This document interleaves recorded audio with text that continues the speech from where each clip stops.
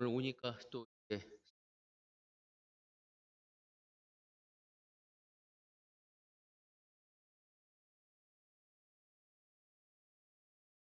왜 늦은 시간까지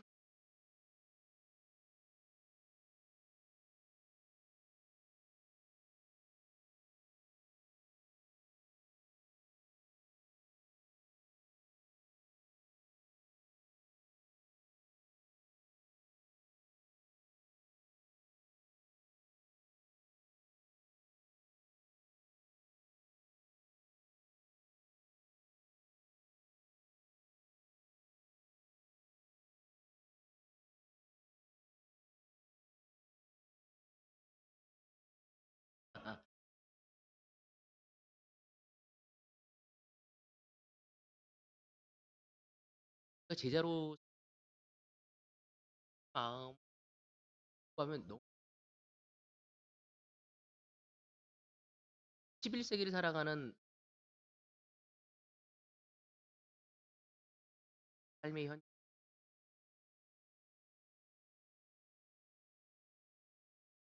닭다리 같이 많은 사람에게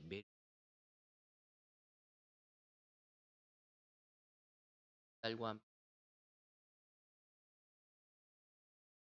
함께 너무나 많은 아이, 너무나 많은 아이 나아가서 참 가슴 기존 TV 방송에서도 이제는 동거하는 것이 밖에 나가서 초대를 하다 보면 연인이 부부인 줄 알았 부부가 아니야. 그냥 동거 반값을 아끼기 위해 마음이 많 남녀가 방을 쓰는 이 유럽에서 들었던 이야기를 이 한국에서 비일비재하게 그러한 것들을 부모로서 우리의 딸을 가진 부모, 아들을 가진 부모로서 그런 것, 이 아이들은 안 그러겠지? 사실은 모르는 일이죠. 그래서 이거를 어떻게 우리 아이들에게 주변 사람들에게 받지 쉽지가 않습니다. 바울 역시도 쉽지 않았으리라 생각이 들 바울이 할 때 그 심정을 함께 보고 배우면서 우리 또한 바울의 마음을 상이 이루어지가 되어지 어? 함께 그 고린도 고린도전서 장 1절에서 5절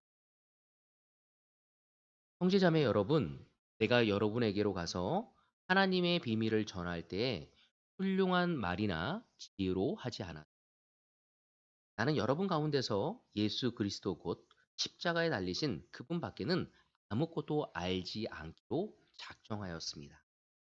내가 여러분과 함께 있을 때에 나는 약하였으며 두려워하였으며 무척 떨었습니다.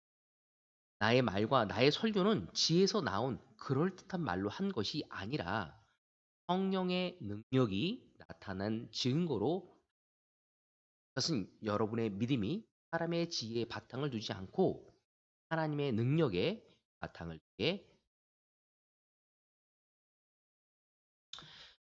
앞으로 제가 고린도를 통해서 여러분과 아마 말씀을 많이 제가 2년 전에 그 순례를 갔다 왔다고 여러분들 습니다. 순례를 갔었을 때 이 고린도를 방문 저희를 가이드해 주셨던 분이 저희를 데리고 간 것은 고린도 북쪽에 위치한 그 고린도 산이라는 를 내려 그 앞에 또 박물관이 있었기 때문에 박물관을 답사하는 시간을 가졌어요. 그 가이드가 그 고린도 지역을 설명하는데 굉장히 큰 충격이었습니다. 그곳이 얼마나 성적으로 난잡하고 지저분한 곳이었는지에 대한 설명을 해 주었습니다. 그래서 저는 이 고린도라는 곳이 정말 신앙생활하기 너무 어렵다라는 생각을 하게 되는데 이 고린도 전후서를 이 구절이 그래서 제 마음속에 더 많이 와닿았습니다. 바울은 이 고린도를 그냥 3 절에 이런 얘기를 하고 "내가 여러분과 함께 있을 때에 나는 약하였으며 두려워하였으며."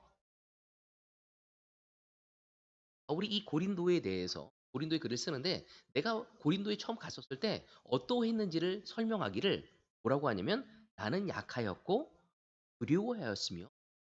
어 왜 이 이야기를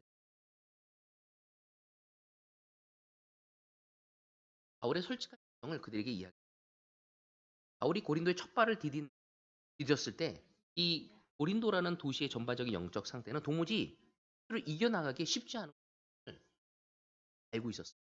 너무나 많은 잡다한 생각들이 드는 거죠. 거기에는 두렵고 '내가 여기를 할 수 있을까? 내 힘으로?'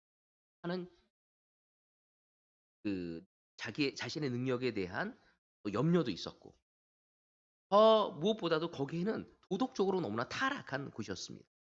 그래서 이 박물관에 갔었을 때 그런 것들을 많이 느낄 수 있게 첫 번째 이 고린도 북쪽 그 고린도 그 폴리스라고 불리는 그 아크로 고린도로라는 산 여기거든요. 저희는 요 앞까지 갔어요. 요 앞까지. 요 앞까지. 요 앞에까지 여기가 그 갔다가 그다음에 저 위까지는 올라와요. 저 위에도 보면은 사실은 신전이 있거든요. 요거는 아폴로 신전이거든요. 그건 아폴로 신전이고 저 위가 아 그 아프로디테 신 그래서 이 고린도 당시에 설명 듣기로 저 위에 있는 사제들이 한 1,000명 여사제들이 그래서 너무너무 아름다웠대요, 사제들이. 그래서 여기 와서 이 아프로디 비너스 신한테 제사를 드리는데 그 관계를 갖 여사제야. 근데 한 번 이 제사를 드리는 지금의 돈으로 억이 들어요. 근데 인제 한 번 그 제사를 드리고 가는 게 아니라 매일 하는 거야, 돌아가면서. 그러니까 자기 재산을 여기서 100억, 억씩 날리고 가는 거죠. 며칠째 있고요. 그리고 한 달째 있고 가니까 얼마나 많은 돈을 잃겠습니까? 그리고 보면서도 거지가 돼서 가는데도 너무너무 거기를 그리워하며 떠나보면서 갔다고 하는 이야기들이 있어요. 그리고 이 1,000명의 여사제들이 낮에는 거기 있다가 저녁에는 아주 특별한 손님들을 제외하고는 그 밑으로 내려가요. 그래서 그 도린도 사람들하고 화대를 받고 문란한 을 하게 되어집니다. 그러니까 바울이 갔었을 때 이곳을 보고 뭘 느꼈었겠어요. 그리고 또한 여러분 여기 보이죠? 여기에 아폴론 신전이 있잖아요. 아폴로 신전. 이 아폴론이 뭘 상징하냐면 태양신이고 상신이면서 되게 또 중요한 게 뭐냐면 그 남성미를 강조하고 있거든요. 그래서 이 여기에서 또 남성미, 남성의 근육이나 를 강조하면서 동성애가 또 이 고린도는 그러니까 성적으로 아주 다양한 죄들이 난무하는 곳이 바로 이곳이었습니다. 그리고 고린도는 항구 도시예요. 아가야 지역에 있는 아주 큰그 항구 도시였기 때문에 거기에서 수많은 현금이 서로 교환되어지면서 재정적으로 아주 큰 부를 이루고 있었죠. 그 부가 사실은 올바로 도덕적으로 윤리적으로 올바랐다면 사회적으로 굉장히 큰 기여를 했을 텐데 워낙 난잡한 곳이니까 돈을 가지면 가질수록 더 그런 난잡한 문화에 빠져들 수밖에 없는 곳이었습니다. 그래서 그 고린도 바로 옆에가 바울이 그 고린도가 오게 된 게 아테네에서 그다음에 오게 된 것이 아테네거든요. 아테네에서 고린도로 오게 된 거예요. 그러니까 아테네에서는 이 고린도 사람들 어떤 단어가 쓰였냐면 연극할 때 고린티아 제스타이라는 단어가 있대요. 그게 연극할 때 쓰여요. 근데 그게 뭐냐면 고린도 사람들은 문란하고 그래서 어떤 말이냐면 고린도 사람처럼 행동하라는 얘기예요. 그러니까 그건 뭐냐면 난잡하고 문란한 삶을 하는 사람들을 이 고린티아 제스타이라는 그러니까 "너 어느 출신이야?" 그래서 나 고린도 출신." 그러면 나 방탕한 삶을 이제 그의 평판이 주어지게 되어지는 거죠. 그러니까 이 그리스 전역에 이 고린도라는 지역은 실은 너무너무 안 좋은 거예요.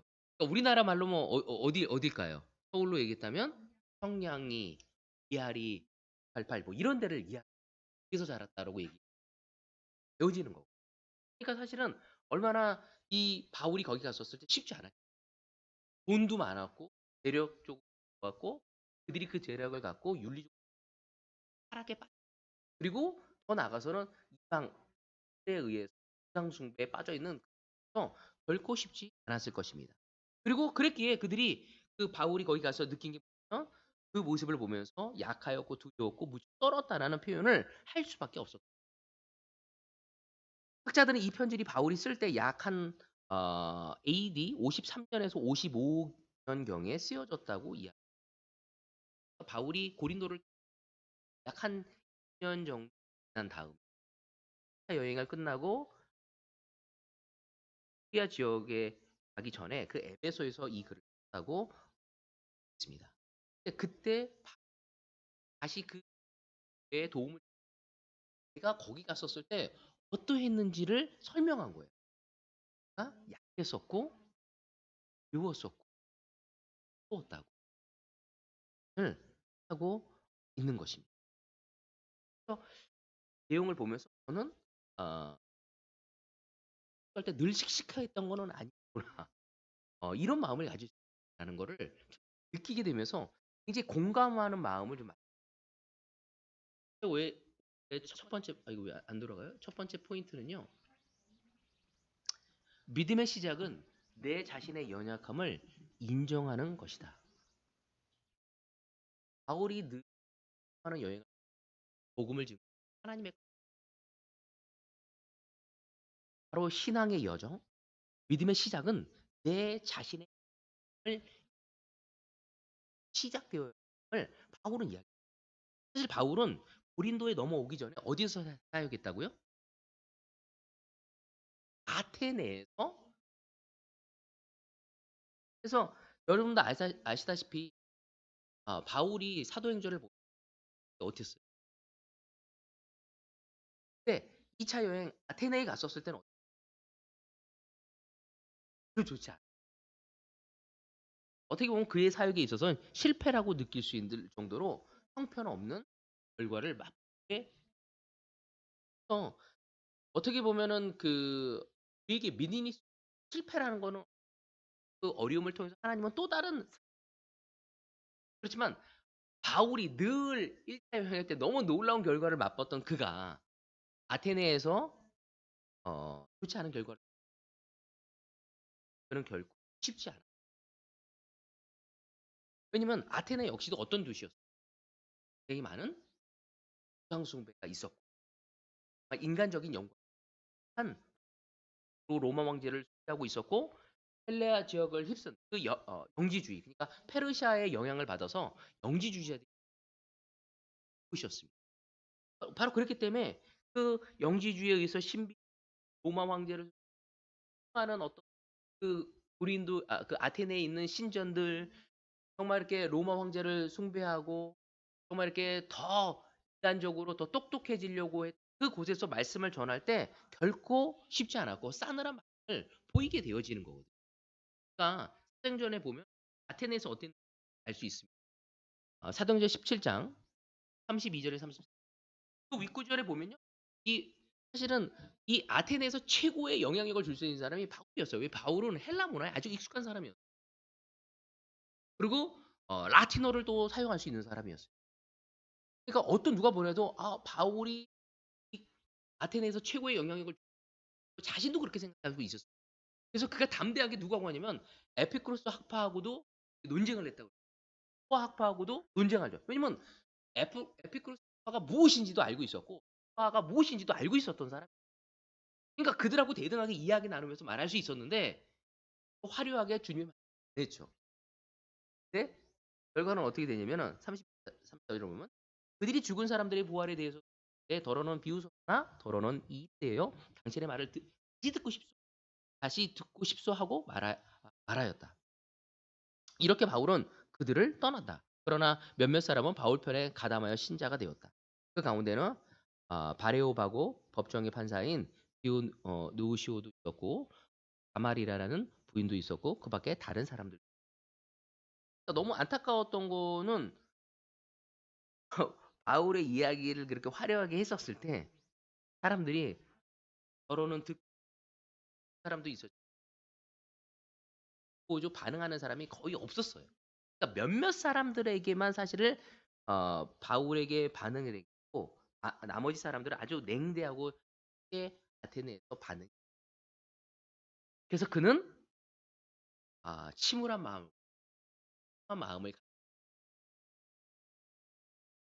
어떻게 보면은 그는 늘 했던 사람이었기 때문에 아테네 자기가 최고의 설교도 했고 너무 놀라운 자기의 지식과 자기가 가지고 있는 사발에서 놀랍게 했는데 반응이 가장 안 좋았기 때문에 자괴감에 빠졌을 것이다.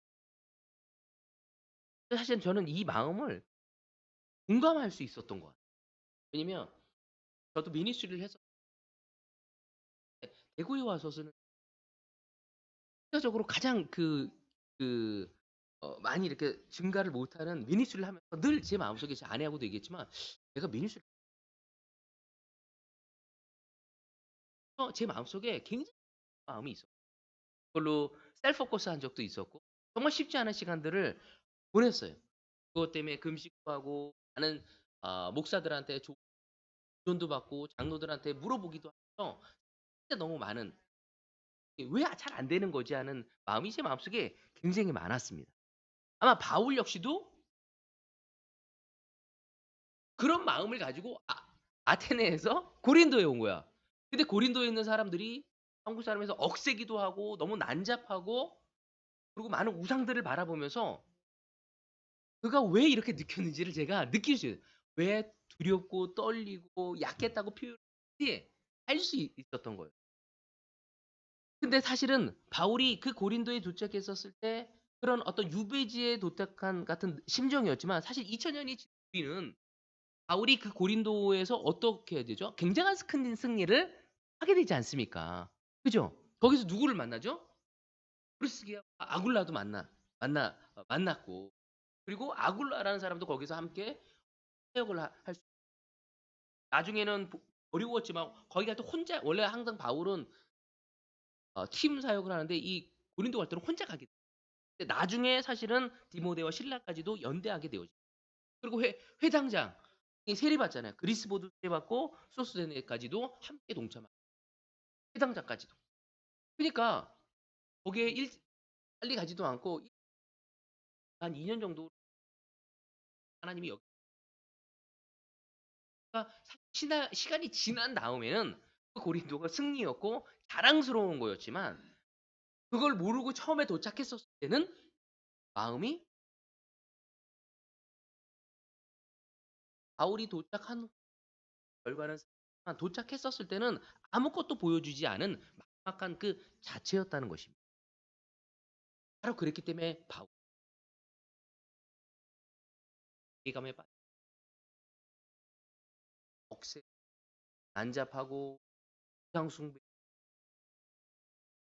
왜 그 자기의 화려한 생각에 의한 자신의 지식과 가지고 있는 은사를 가지고 화려하게 아테네에서 전했을 때 아무것도 얻지 못해.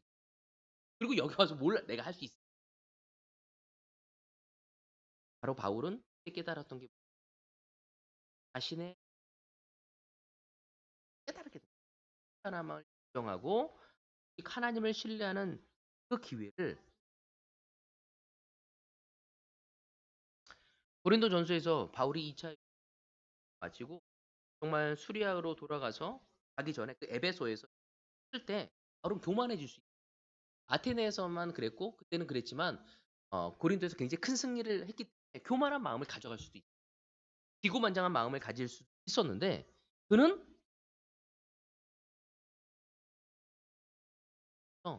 저는 굉장히 큰 감동을 바울은 그 깨달음을 그들에게 나누고 싶어요. 아테네에서 실패했고 자괴감에 빠졌고 어려웠던 마음을 가지고 너희 도시에 갔었을 때 난 두려웠고 약했고 떨었다. 하나님이 그러한 역사를 왜?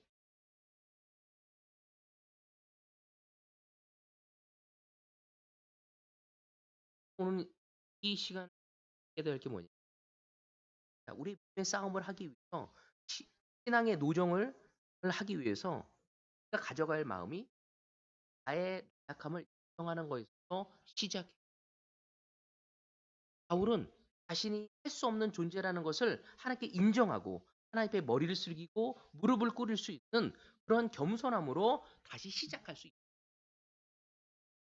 오늘 여러분은 어떤 마음을 가지고 가정 또 여러분의 아이들을 여러분 형 여러분 미션에 대해서 어떤 마음을 가지고 바울처럼 내가 할 수 없습니다.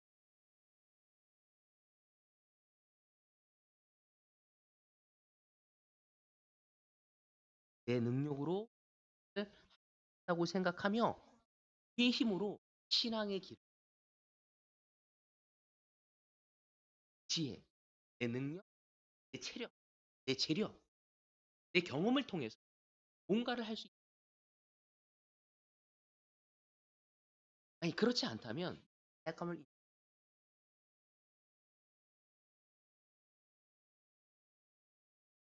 이 신앙의 출발점이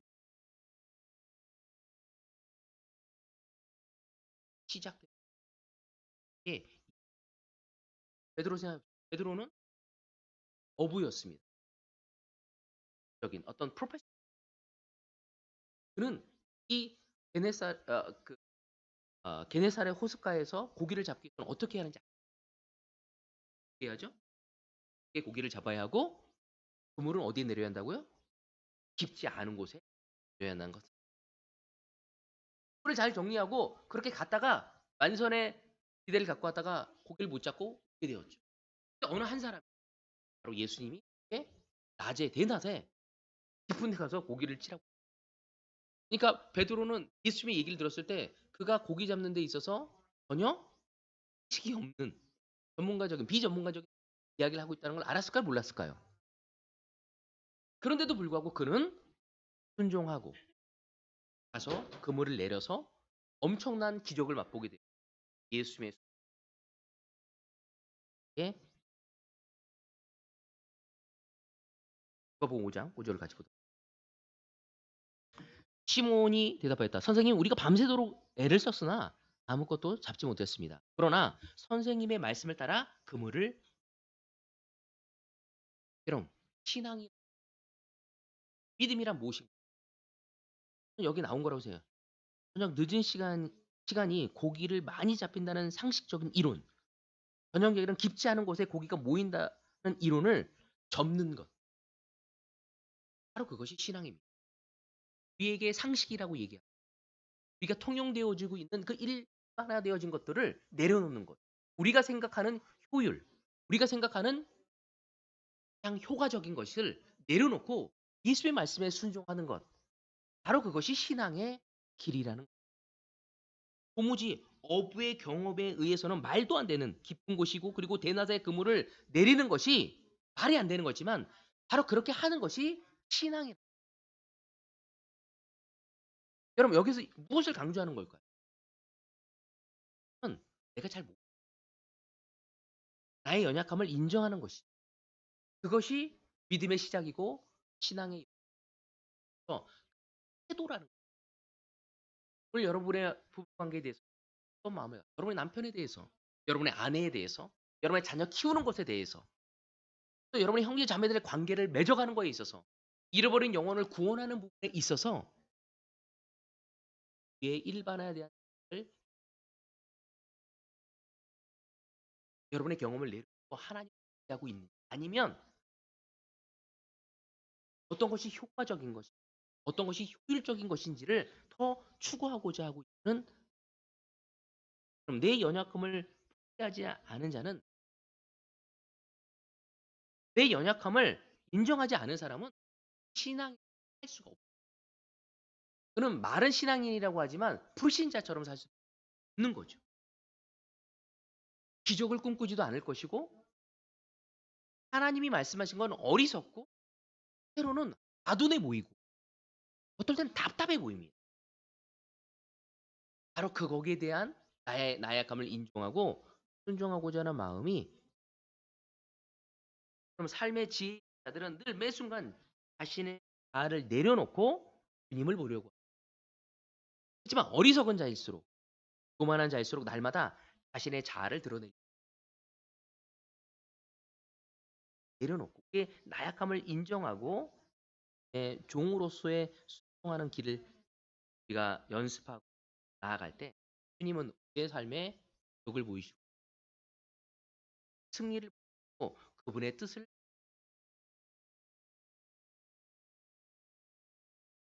두 번째, 두 번째는 이 구조를 믿음의 승리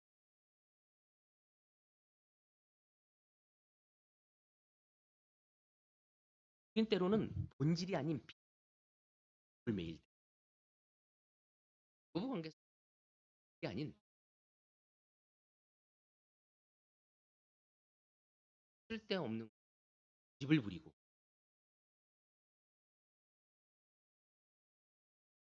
근데 본질이 뭔지 모를 때 우리는 비본질에 눈이 갈 수밖에 없어요. 사탄은 늘 이 본질과 마음이 바울은 따랐던 거예요. 아테네에서 그 화려한 말, 수사학을 사용해서 철학적인 하는 단어를 사용해서 이야기했지만 이것이 아무런 영향을 줄 수 없다는 걸 깨닫게 된 거예요. 그래서 여기선 다르게 가야 한다는 것을 알게 되어진 것입니다. 많은 학자들은 고린도 교회를 생각할 때 정말로 이상한 교회고 정말 기형적인 교회라고 생각을 왜?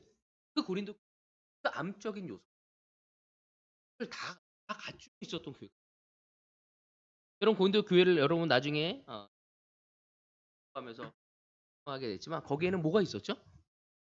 제일 첫 번째 상파심이 있었습니다. 그렇잖아요. 그래서 바울파다, 아볼로파다, 베드로파다, 그리스도파다라고 그리고 또 거기에는 근친상 21세기에도 없는 그리고 그들끼리 다퉈가지고 이방인 제품 베끼는 하는 일이 결혼과 독시 더 우월한지에 대해서 세상에게 바친 것을 먹어야 하는지 말아야 하는지에 대한 경쟁을 치열하게 합니다. 더 나은 것은 거기는 은사도 많았어. 그래서 어떤 은사가 최고의 은사인지에 대해서 치열한 대립을 또 갖추게 됩니다. 그리고 예루살렘 연보를 마른 건지 그걸 놓고 대립하게 됩니다. 그리고 예배 시간에 남성과 여성이 어떤 모습으로 예배를 드려야 할지 그걸로도 또 아주 치열한 경쟁이 있는 것이 바로 이런 문제를 통해서 고린도 교회를 생각할 때 그 치명적인 문제가 뭐라고 생각합니까? 이런 문제들이 꽉 있는 걸 통해서 느껴지는 것. 변호사 자기 만족, 유방주의, 자기 기준이 너무 센 거. 그리고 거기 너무 빠진 나머지 다른 공동, 다른 사회 하게 그러니까 거기가 너무 왜 음란한 거에 많이 빠겠습니까? 자기 중심적. 을 많이 벌어서 모두 하게 빠졌던 곳이 바로 고린도였어요. 그러니까 그러한 백그라운드가 있는 그들이었기 때문에 신앙을 볼 때도 자기 중심적으로 무엇이 좋고 나쁘고 다 모든 것이 하나님이 원하는 것이 무엇이고 하나님의 뜻이 값진 것이 아니라 내가 보기에 가장 내가 보기에 화려한 내가 보기에 좋은 것. 신앙 역시도 그렇게 가버리게 되어진 거죠. 없습니까? 하는 사람 없. 이 고린도 교회를 보면서 생각하는 사람 없.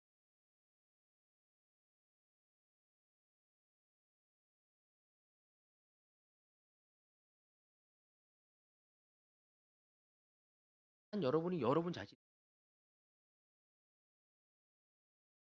얼마나 우리가 나눌 때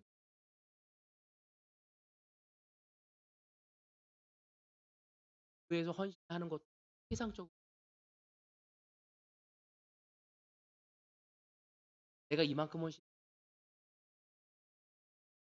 교회가 나한테 이만큼 줬으니 나도 교회 이만큼만 해야 하는 거. 요즘 보니까 그게 생각하는 것 같아. 다른 사람과 비교하는 저는 고린도를 보면서 저를 보는 거예요.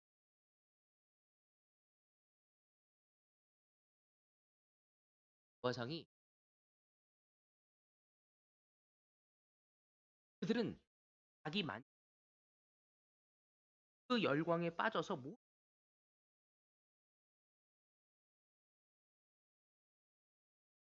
그 모습을 너무 놀라지 않을 수 없었고 정말 긴장해야 한다. 그래서 바울은 아테네 자괴감을 깨 고린도에 약했고 다고 얘기하면 을 그가 결정한 거예요. 그래서 2 절만 보도록 하겠습니다. 그다음에 여러분 내가 여러분에게 가서 하나님의 비밀 훌륭한 말이나 너무 자신이 있어. 그들을 설득할 수 내가 그들을 말발에서 전혀 밀리지 않는 그들을 현혹할 수 있는 어떤 웅병술도 지식에 있어서 전혀 뒤지지 않았다는 마음도 가지고 있었죠. 그리고 해 여행을 통해서 승승장구한 그런 경험도 있었어요.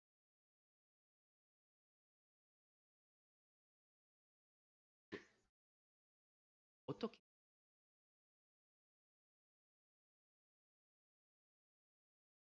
말이나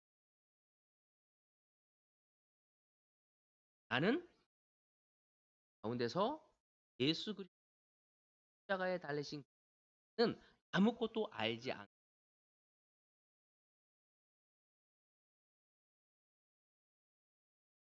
저는 가끔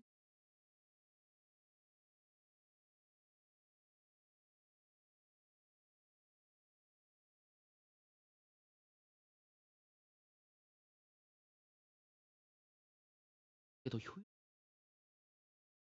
어떤 것이 더 효과적일까?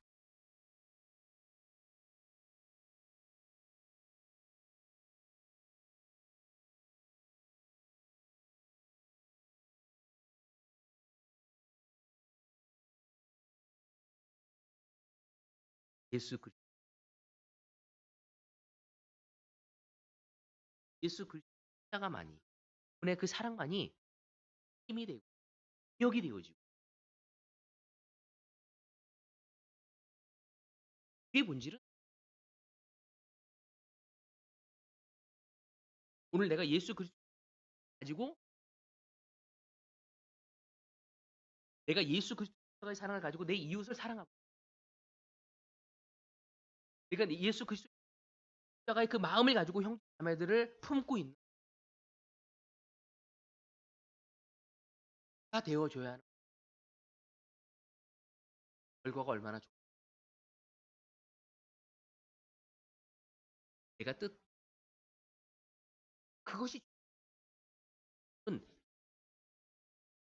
우리의 본질은 예수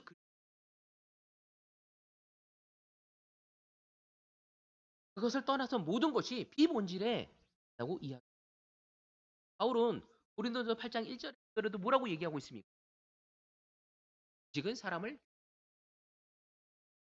더욱 사랑은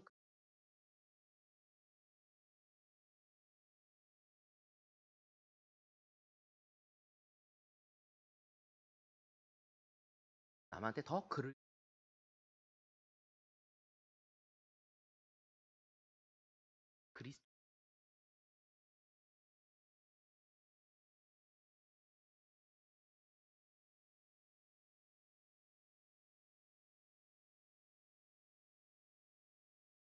그리스도의 성교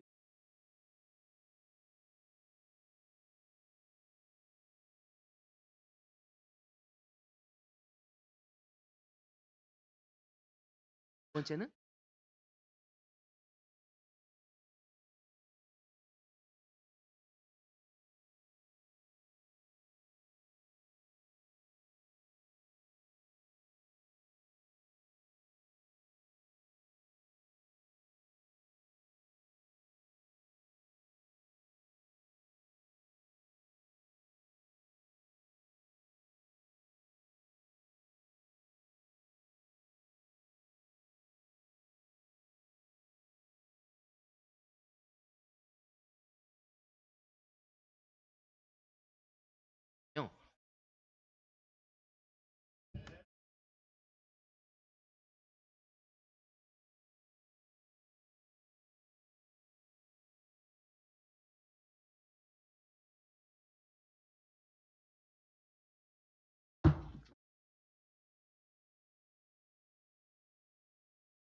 네, 모두 잘했어요.